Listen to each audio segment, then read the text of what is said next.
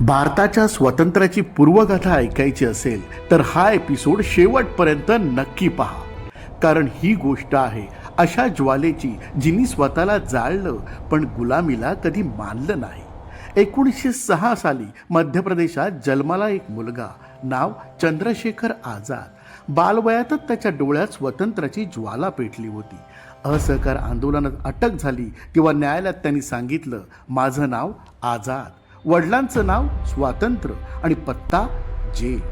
तो फक्त क्रांतिकारक नव्हता, तो तरुणांच्या मनात धाडस पेटवणारी ठिणगी होती. भगतसिंह आणि इतर सहकाऱ्यांसोबत त्यांनी ब्रिटिश सत्तेविरुद्ध उभं राहून लढा दिला. 27 फेब्रुवारी 1931 अल्फ्रेड पार्कमध्ये ब्रिटिशांनी घेरलं, पण एक वचन त्यांनी दिलं होतं, मी कधी जिवंत पकडला जाणार नाही. शेवटची गोळी त्यांनी स्वतःलाच मारली आणि ते गेले.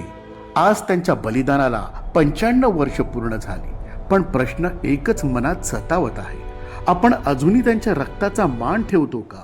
तुम्ही स्वतःलाही विचारा. जय हिंद.